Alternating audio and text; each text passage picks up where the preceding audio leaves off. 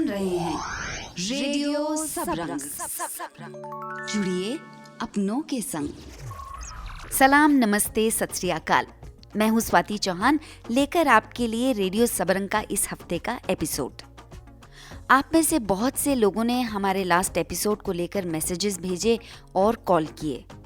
1971 के शहीद परमवीर चक्र विजेता सेकंड लेफ्टिनेंट अरुण खेत्रपाल के भाई से हुई बातचीत आपको पसंद आई, इसके लिए शुक्रिया।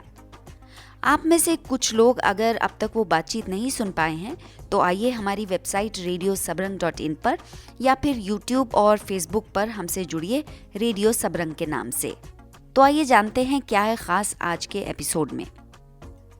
सड़कों पर गड्ढे भरने की एक अनूठी कोशिश, पॉटहोल राजा। अभी हमने एक नया प्रोडक्ट खुद बनाया है जिसका नाम हमने रखा है पॉटहोल राजा ग्रिड मैट्स, जो कि रिसाइकल्ड प्लास्टिक 100% प्लास्टिक वेस्ट पे हमने बनाया है। उससे हमने सड़कें बनाना स्टार्ट किया है। वो इस तरह का टेक्नोलॉजी है जहाँ पर आपको पॉटहोल्स होंगे ही नहीं कभी।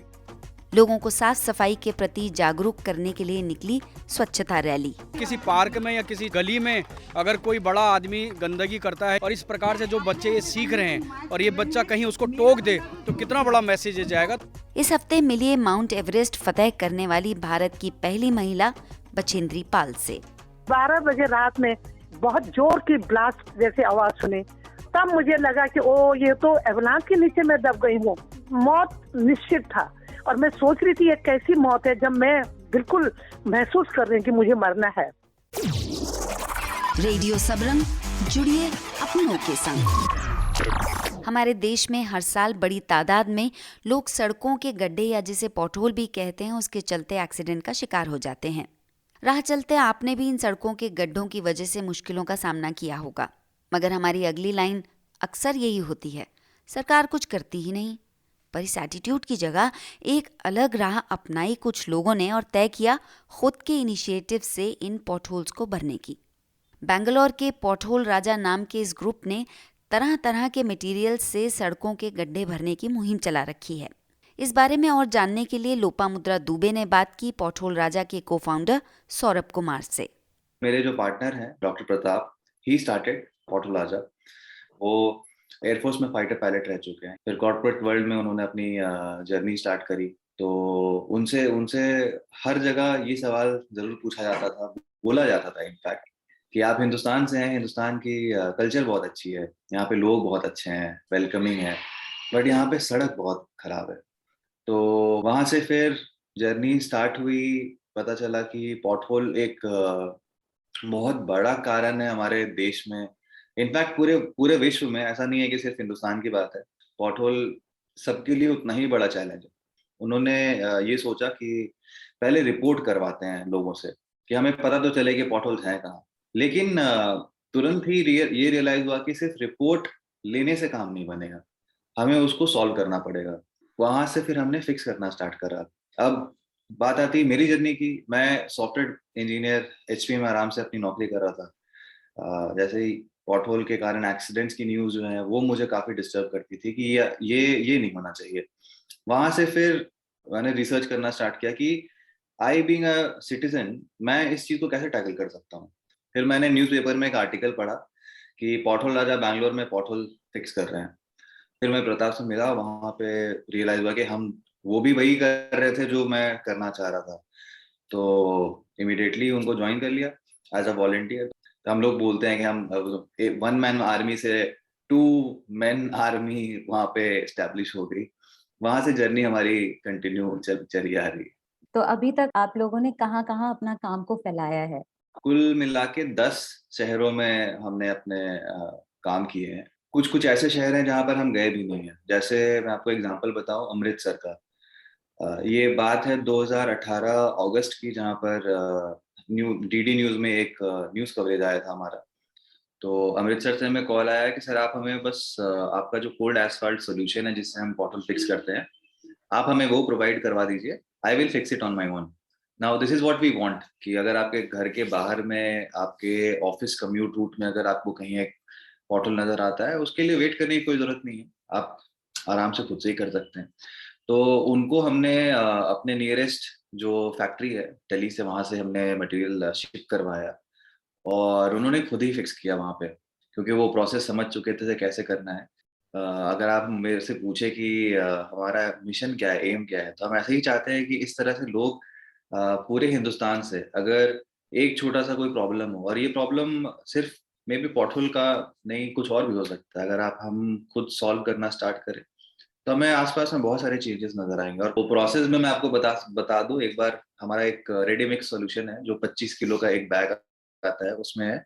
तो आपको कहीं भी अगर पॉटहोल नजर आया, आपने वहां पे वो इलाका, छोटा सा जो एरिया है उसको आपने साफ किया, आप ब्रश लेके, लोकल सारा का सारा लोकल टूल वो लेके आप उसको क्लीन कर सकते हैं। उसके बाद वहां पे आपने कोल्ड विटामिन जो है हमारे जो बैग है, उसको आपको पॉटहोल में डालना है, थोड़ा सा लेवल करना है और ट्रैफिक के लिए छोड़ देना है।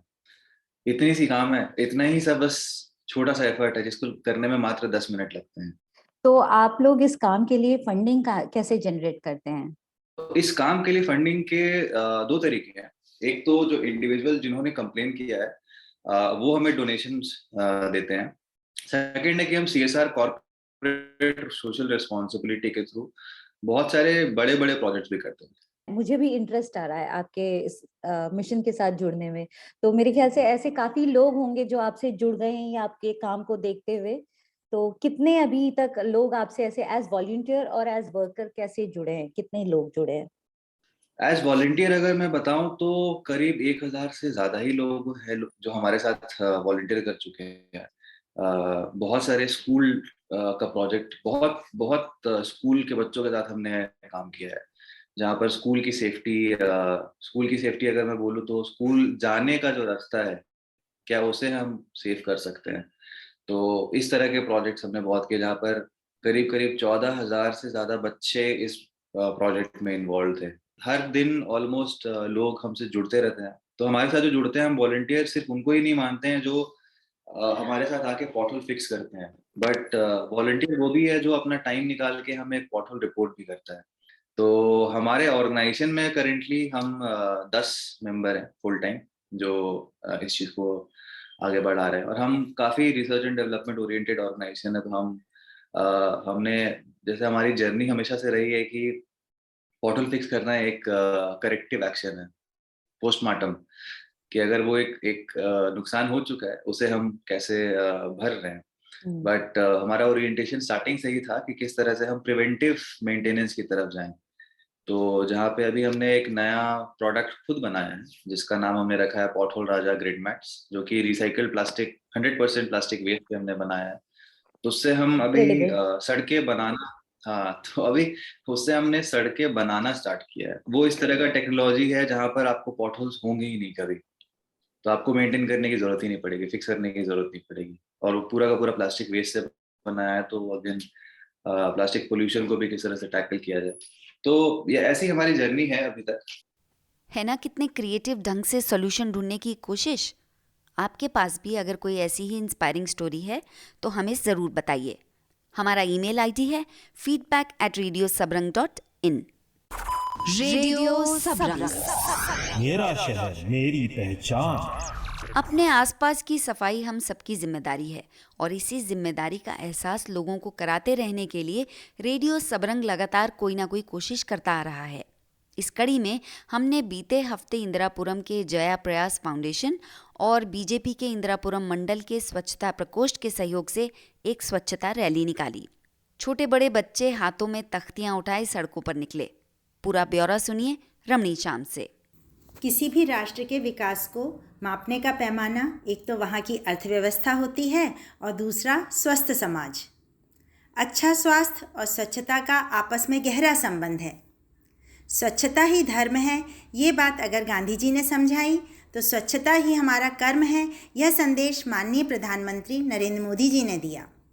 रेडियो सबरंग ने भी भारतीय जनता पार्टी और जया प्रयास हेल्प फाउंडेशन के साथ मिलकर एक अलग अंदाज और नए जोश के साथ स्वच्छ भारत जागरूकता अभियान में अपना सहयोग दिया। रेडियो सबरंग की पूरी टीम, बीजेपी के कार्यकर्ता और जया प्रयास हेल्प फाउंडेशन के तकरीबन 150 बच्चों और 50 घरेलू सहायिकाओं के साथ मिलकर एक रैली निकाली, जिसका उद्देश्य यही था कि मेरा शहर साफ हो और इसमें हम सबका साथ हो। रैली का शुभारंभ इंदिरापुरम के हाथी पार्क से हुआ। बीजेपी इंदिरापुरम के महामंत्री श्री सागर रावत जी ने सभी का प्रोत्साहन बढ़ाया। जो आप लोग ये बच्चों के साथ इस कार्यक्रम को चला रहे हैं, मुझे लगता है कि ये बहुत ही सुंदर और एक ऐसा मैसेज संदेश आप दे रहे हैं कि जो बच्चे देखो इतने छोटे छोटे बच्चे हैं और वो स्वच्छता के प्रति इतना जागरूकता के साथ आगे बढ़ रहे हैं। और मैं ये कहता हूँ कि किसी पार्क में या किसी गली में अगर कोई बड़ा आदमी गंदगी करता है या किसी तरह से कूड़ा करकट करता है और इस प्रकार से जो बच्चे ये सीख रहे हैं और ये बच्चा कहीं उसको टोक दे तो कितना बड़ा मैसेज जाएगा। तो आप वो काम कर रहे हैं कि जैसे एक पेड़ को सींचते हैं, उस पेड़ को वृक्ष को हम जब लगाते हैं और उसको सींचने का काम करते हैं, वही काम आप लोग कर रहे हैं। इंदिरापुरम में ही स्थित जया प्रयास हेल्प फाउंडेशन की संचालिका श्रीमती जया बत्रा जी ने भी अपने विचारों से सबका हौसला बढ़ाया। जैसे हमारे लिए रोटी, कपड़ा, मकान सब ज़रूरी है, उसी तरह से सफाई सबसे ज़रूरी है। और एक देश तभी तरक्की कर सकता है जब हम स्वच्छ रहें, साफ़ रहें, क्योंकि इस देश की तरक्की तभी होगी जब हम बहुत बहुत अपने को अनुशासित करेंगे। और ये सफाई कहाँ से आएगी? जब हम स्वयं अनुशासित होंगे। हमें खुद अपनी सफाई रखनी है, अपने देश की सफाई रखनी है, अपनी जगह की सफाई रखनी है। हम जहाँ खाते हैं, पीते हैं, रहते हैं, सोते हैं, हमें सफाई रखनी है। इसीलिए हम यहाँ पार्क में 8 साल से पढ़ा रहे हैं और सबसे पहले स्वच्छता का ध्यान रखते हैं। रेडियो सबरंग से श्रीमती स्वाति चौहान ने भी बच्चों को स्वच्छता से संबंधित जानकारी दी और उनके साथ रैली में बढ़ चढ़कर हिस्सा लिया। आप सबको पता है कि हम लोग चिप्स खाते हैं या आइसक्रीम खाते हैं या कुछ पानी पीते हैं प्लास्टिक की बोतल में, तो वो हम कहीं कहीं फेंक देते हैं ना रास्ते में। अब हम लोग आइंदा से कोई भी कचरा सड़क पे नहीं फेंकेंगे, ठीक है? क्या करना है हमको? कई घरेलू सहायिकाओं ने भी उनके लिए स्वच्छता के क्या मायने हैं ये बताया और यह संदेश दिया कि देश को स्वच्छ रखने में सामान्य नागरिक भी अपनी पूरी भूमिका ठीक तरह से निभा रहा है। हाँ, कूड़ा नहीं फेंकना। मैं इधर उधर बच्चों को भी मना करते हैं, इधर उधर मत डालना। जहाँ मैं रहती हूँ वहाँ पर अपने ये चीज़ जानती हूँ कि सफाई होना चाहिए। तो सफाई के लिए आप क्या करती हैं? कूड़े को आप कहाँ डालते हैं? किस प्लास्टिक गाड़ी में? कूड़े वाली गाड़ी आती है, उसमें डालते पन्नी भरकर। देश को साफ सुथरा रखने के लिए क्या करते हो? जी, मैं सफाई रखती हूँ, डस्टिंग में कूड़ा डालती हूँ, फिर वहाँ जाती हूँ कूड़ादान में डालती हूँ, बहुत साफ सुथरा से। उज्जवल भविष्य के नारे लगाते हुए यह रैली ट्रैफिक नियमों का पालन करते हुए अपने गंतव्य स्थान तक पहुंची। भारत माता की जय! भारत माता की जय! वंदे वंदे। समापन में कई गणमान्य नागरिकों ने अपने विचारों से अवगत कराया। जो मोदी जी का जो सपना है वो साकार हो रहा है, धीरे धीरे वो छोटे लेवल पे भी पहुंच रहा है। मतलब जैसे अब ये एनजीओ हैं, छोटे छोटे बच्चे हैं, सबको पता चल रहा है कि सफाई से मतलब कितना फ़ायदा होता है। बहुत अच्छा लगता है। मैं तो बहुत देर बैठ के देख के जाती हूँ, बहुत महीनों से कर रहे हैं। हमें स्वच्छता का पालन करना चाहिए, अपने बच्चों को सिखाना चाहिए कि कोई गंदगी न फैलाएं आसपास और अपने घर में न बाहर। इस जागरूकता रैली से रेडियो सबरंग का यही उद्देश्य था कि मोदी जी का यह संदेश कि एक कदम स्वच्छता की ओर जन जन तक पहुँचे, लोग सजग और जागरूक बने, क्योंकि स्वच्छ और स्वस्थ होगा तभी तो आगे बढ़ेगा इंडिया। गोला बनाओ पार्क में रेडियो सबरंग। आज के मेहमान। हफ्ते दर हफ्ते हम आपको मिलवाते हैं कुछ ऐसी पर्सनालिटीज से जिन्होंने हमारे सामने एक ऐसा एग्जाम्पल सेट किया जिससे हमें भी कुछ कर गुजरने की इंस्पिरेशन मिलती रहती है। दुनिया की सबसे ऊंची पर्वत चोटी माउंट एवरेस्ट एक समय एक पहेली हुआ करती थी। धीरे धीरे माउंटेनियर्स ने वहां जाना शुरू किया। हिंदुस्तान की वो पहली लेडी जो माउंट एवरेस्ट पर पहुंची वो थी बछेंद्री पाल। उन्होंने ये हिम्मत का काम किया 1984 में। इसके बाद उन्हें 2019 में देश का 3rd highest civilian award Padma Bhushan भी दिया गया था। मैंने बछेंद्री पाल जी से कांटेक्ट किया और पूछा कि उस समय उन्होंने क्या सोचकर ये राह चुनी थी। उस समय इस स्पोर्ट की तरफ आगे बढ़ना मेरे लिए बहुत ही एक साहसी कदम था और ये जर्नी तो पूरा संघर्ष से भरा हुआ था। खुद ही डिसाइड करना है कि मुझे क्या करना है और इस तरीके से जो अनकन्वेंशनल जो स्पोर्ट है इसकी तरफ जाना, घर वालों को कन्विंस करना, घर से बाहर अपने समाज को उनको कन्विंस करा या फिर अपनी जिद से आगे बढ़े रहना। तो ये बहुत ही साहसी कदम था। मैं बहुत बड़े बड़े सपने देखती थी, बहुत गरीब परिवार में थी और तब मैं सोचती थी कि इन अभावों से अगर बाहर निकलना है तो तुम्हारे पास अच्छा एजुकेशन होना चाहिए। तो पहला एवरेस्ट मेरा एजुकेशन ही था। बहुत मुश्किल था घर में, और तब लड़कियों को वो बढ़ावा भी नहीं मिलता था पढ़ाई लिखाई में, और खासकर महिलाओं की हालत तो और भी न मालूम कितने पीछे हैं हम लोग पुरुषों से। दूसरी तरफ जब इंदिरा जी को देखती थी और वो बॉर्डर इलाके में दौरे में आती थी, तो वो सब मैं सोचती थी कुछ कर गुजरना है, अपने सपनों को पूरा करना है, तो सबसे पहला चीज है अच्छी एजुकेशन। MA B.Ed किया, फिर भी 1 साल बहुत घर में रहना पड़ा। वो मेरा बहुत ही टफ टाइम था। उस समय का माहौल, महिला होना, स्पोर्ट्स चुनना, और वो भी अनकन्वेंशनल स्पोर्ट चुनना, तो ये तो आपकी जिद और जज्बा ही था जो आपको यहाँ पर लेके आया। मैम, परिवार ने क्या कहा था आपको जब आपने अपनी इच्छा बताई होगी उनको कि आप क्या करना चाहती हैं? मेरे माँ पिताजी इतने मैंने देखा उनको मेहनत करते हुए, मैं उन्हीं के पद चिन्हों पे चलती हूँ, और बहुत ईमानदार थे। तो वो स्ट्रॉन्ग वैल्यूज मुझे इतना बड़ा धरोहर है। टाटा स्टील ने एवरेस्ट से पहले ही उन्होंने मुझे जॉब दिया था, जो कि गांव वालों के लिए और उस सबके लिए एक बहुत हैरानी की बात थी, जब लोगों को समझ में नहीं आ रहा था कि बचिंद्री ये सब पहाड़ चढ़ के क्या करेगी, ये घास, ये सामान, ये पत्थर उठा के पहाड़ के ऊपर जाती है, आते घास लेके आती है, लकड़ी लेके आती थी। मेरे लिए तो वो मेहनत था, क्योंकि कोई भी मेहनत का कोई विकल्प नहीं है, और वो सोच मेरे को बहुत जल्दी आ गई थी। टाटाज में जॉब ऑफर मिला तो सबको हैरान हो गया, ज्वाइन किया, उसके बाद मैं एवरेस्ट चली गई। टाटाज ने भी मुझे ये ऑफर दिया जब मेरा कोई आइडेंटिटी नहीं थी। जब टाटा ने मुझे एम्पावर किया, और वहां से मैं लगातार बढ़ती रही, और जब खुद क्लाइम किया तो ये बहुत बड़ी जिम्मेदारी थी। देश ने अवार्ड, रिवॉर्ड, प्यार, रिस्पेक्ट, सम्मान दिया, तो उसकी तो कोई कीमत नहीं होती थी। ये बताइए, जब आपने ये सोचा कि आप माउंटेनियरिंग की तरफ जाएंगे, आपको कभी भी ऐसा नहीं लगा, थोड़ा सा भी डर? बिल्कुल भी नहीं। और कई बार ये भी होता है कि जब इग्नोरेंस होता है ना, जब कुछ चीज के विषय में ज्यादा मालूम नहीं है, तो डर भी नहीं लगता है।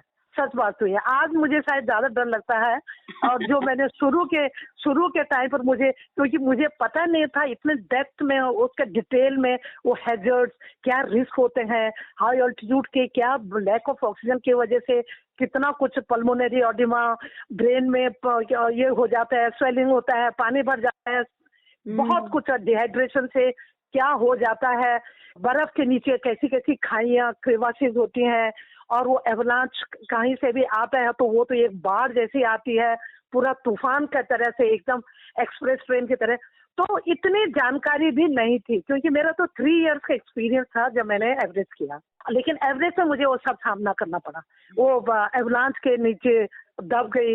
कैंप 3 की बात थी, जो कि 23,000+ फीट में होता था, एक स्लोप में, और वहां पे हम लोग रात को अपना गर्म पानी वगैरह, जूस वगैरह गर्म करके फ्लास्क में डाल के तैयार कर दिया, क्योंकि नेक्स्ट डे अर्ली मॉर्निंग हमको क्लाइम करना है।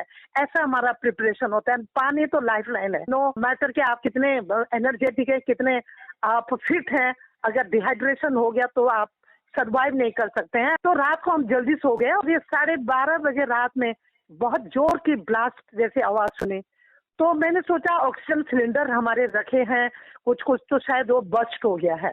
लेकिन तभी मुझे रियलाइज हुआ कि मैं भारी चीज के नीचे दब गई हूँ पूरी तरीके से, और तब मुझे लगा कि ओ, ये तो एवलांच के नीचे मैं दब गई हूँ, और ये मौत निश्चित था।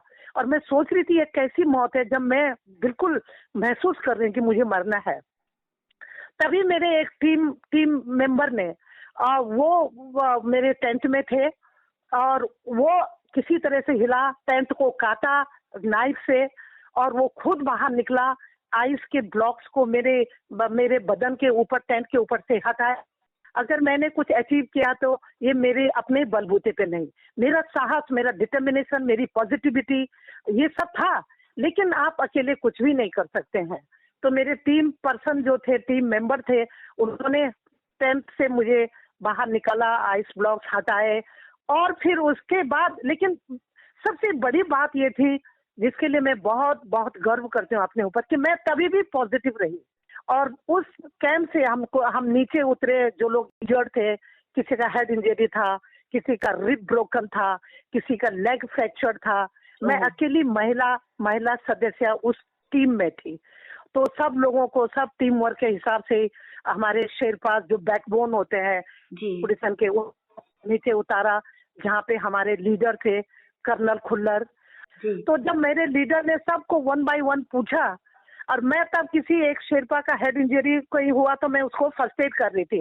आप सोच सकते हैं मेरा करेज और मेरा कॉन्फिडेंस, मैं अंदर से कितनी स्ट्रांग थी। मैं दूसरे को फर्स्ट एड कर रही थी, जबकि अपना भी चोट लगी थी, लेकिन मैंने बताया भी नहीं शायद ये। तो फिर जब लीडर ने पूछा, बचिंद्री अभी क्या करोगी, तुम आगे जाओगी? तो मैंने कहा सर, गिवन अपॉर्चुनिटी, मौका मिले मैं जरूर करूंगी। बस that was the turning point of my success story. That is the turning point. आज मैं जहाँ हूँ, ये वो उस डिसीजन ने मुझे अभी यहाँ तक मैं जो भी हूँ मैं अभी। तो आज आप कैसे देखती हैं माउंटेनियर्स को? अभी बहुत जागरूकता है, बहुत सुविधाएं हैं, बहुत फैसिलिटीज हैं, और बहुत लोग आगे आए हैं, जो कि अच्छी बात है। एंड लेकिन अभी हमारे टाइम की बात अलग थी। हार्डशिप बहुत था, स्ट्रगल बहुत था, और हार्डशिप और स्ट्रगल तो आदमी बहुत सीखता है उससे। लेकिन अभी मैं ये देखती हूँ कि अभी बहुत अवेयरनेस है, लोग बहुत स्पॉन्सरशिप के लिए भी लोग आसानी से मिलता है। जिंदगी में इतना सीखा मैंने, एडजस्ट करना, अडॉप्ट करना, जो भी रिसोर्सेज हैं उसमें आगे बढ़ना, मुश्किलों के लिए कंप्लेन न करना, बल्कि उसी में से रास्ता निकालना और अपना बेस्ट देना, अपना 100% देना। मुझे लगता है कि हमारे श्रोता जो सुन रहे होंगे इस समय आपको, और जो हमारे यंगस्टर्स भी हैं, वो भी सुनकर आपसे बहुत कुछ सीखेंगे। आजकल आप क्या कर रही हैं? आजकल मैं तो टाटा स्टील से अभी भी एज ए मेंटोर अभी भी हूँ, और लेकिन बहुत फ्रीडम है। मैं देहरादून में सेटल हुई हूँ, लेकिन एक जगह रहती नहीं हूँ। एडवेंचर टूरिज्म, ये तो मेरा, मैं क्या बताऊँ, मैं कोई शब्द नहीं है। मैं सोचती हूँ कि पहाड़ मेरे मेरे अंदर में एक पहाड़ है, जो लगातार मैं उसको ये करती रहती हूँ। और मैं टाटा स्टील एडवेंचर फाउंडेशन के वहाँ पे जो लीडरशिप डेवलपमेंट प्रोग्राम चलते हैं थ्रू एडवेंचर, मैं उससे बहुत जुड़ी हूँ। मैं प्लान हूँ एक fit at 50+ women's trans Himalayan expedition, जो हमारा अरुणाचल प्रदेश से शुरू होगा और काराकोरम पास या फिर टाइगर हिल, तो वहां तक की जर्नी करीब 5 महीने की होगी। भूटान से होके जाएंगे 1 महीना, 2 महीने नेपाल से होके पूरे हिमालयन ट्रेवर्स करेंगे, लगभग 4500 किलोमीटर। मैं 67 हूँ और मैं लीड कर रही हूँ उसको, और तो बहुत एक्साइटेड हूँ। अभी मैंने कुछ ही दिन पहले अक्टूबर फर्स्ट वीक में, नवंबर लास्ट वीक में मैंने एक ट्रैक किया था। 35 women from all over India से आई थी, जिसमें एक महिला थी जो पुणे से थी, वो 76 ईयर्स ओल्ड। तो ये बढ़ावा देगा। अगर मैं इस उम्र में भी कुछ करती रहूंगी तो लोग ये नहीं सोचेंगे 50-60 में बाद के अब क्या करना है हमको, अपनी जिंदगी के कोई कुछ रह नहीं गया। अब बिल्कुल, इस उम्र के पड़ाव पे जनरली ज्यादातर महिलाएं यही सोचती हैं कि अब कुछ नहीं बचा, लेकिन आप एक उम्मीद की तरह हैं हम सब लोगों के लिए। मैं एवरेस्ट से आने के बाद मेरे दिल दिमाग में ये था कि अब मैं इसको ग्लोरीफाई नहीं करती रहूंगी। मैंने Everest, I am the first Indian woman to climb Everest. मैंने उसके बाद क्या किया है उसमें मुझे फक्र होता है। और उसके बाद मैंने एक इंडो नेपलीज महिलाओं की टीम को एवरेस्ट में लेके गई। वो गवर्नमेंट ने स्पॉन्सर किया था, IMF इंडियन माउंटेनियरिंग फाउंडेशन के थ्रू, और वो मैंने लीड किया था। उसके लिए कितना लेग पुलिंग किया लोगों ने, क्योंकि माउंटेनियरिंग ना बहुत मेल डोमिनेट है। वो सोचते हैं इसमें जो ताकत वाले मसल्स वाले हैं वही लोग करेंगे, जो इस तरीके की एक भावना थी उसको तोड़ने के लिए भी बहुत लोगों ने बहुत स्ट्रगल किया, बहुत ये किया। उसमें 7 वर्ल्ड रिकॉर्ड बने। उसमें डिकी डोलमा जो हिमाचल की, वो पहली सबसे यंगेस्ट महिला बनी। और उसमें संतोष यादव ने 2 बार एवरेस्ट क्लाइंब किया, तो उसमें एक रिकॉर्ड था कि first women in the world to climb twice. और टोटल 18 लोगों ने क्लाइंब किया एक टीम से, अब बगैर किसी स्क्रैच एंड बगैर किसी उससे। ये साबित कर दिया लोगों ने कि महिलाओं की लीडरशिप कितनी अच्छी है और महिलाएं कितनी फिट है। सवाल है अपॉर्चुनिटी देने का, उनको ट्रेनिंग के लिए, उनको तैयारी के लिए। और 2018 मैंने एक मिशन गंगे किया था टाटा स्टील ने स्पॉन्सर किया था और गवर्नमेंट नमामि गंगे के साथ मिलकर, जिसमें हमने हरिद्वार से लेकर पटना तक पूरा से क्लीनिंग के अलावा हमने बच्चों को, हमारे प्रधानमंत्री मोदी जी ने हमको ब्लेसिंग्स दिया ऑफिस में अपने, और उन्होंने कहा कि बच्चों में ये बहुत, क्योंकि वो हमारे भावी नागरिक हैं, उनमें ये अवेयरनेस कि माँ गंगा कितनी मैली हो रही है, क्यों मैली हो रही है और हमको क्या करना है। आप लोग स्कूल में जाके जरूर ये अवेयरनेस करिए, और वो हमने किया। मुझे बहुत गर्व है, करीब 60,000 बच्चों को हमने के साथ हमारा इंटरेक्शन हुआ। बचेंद्री पाल जी, आपने इतने अच्छे एक्सपीरियंसेस हमारे साथ शेयर किए हैं। आपकी आवाज में, आपके काम में इतना जोश है। मुझे लगता है कि मैंने यहाँ से आपसे बहुत कुछ सीखा है इस थोड़े से क्षणों में। आपका रेडियो सबरंग से बात करने के लिए बहुत बहुत धन्यवाद। मुझे उम्मीद है ये बातचीत आपको पसंद आई होगी। आपसे अगली मुलाकात अब नेक्स्ट सैटरडे, मगर इस बीच आइए हमारी वेबसाइट radiosabran.in पर, जहां आप पिछले इंटरेस्टिंग एपिसोड्स भी सुन सकते हैं। इसी बीच सब्सक्राइब करिए हमारा यूट्यूब पेज, लाइक करिए हमें फेसबुक पर और हमसे जुड़िए इंस्टाग्राम के साथ ही ट्विटर पर भी। फिलहाल स्वाति चौहान को पूरी टीम के साथ इजाजत दीजिए। नमस्कार। आप सुन रहे थे रेडियो सबरंग।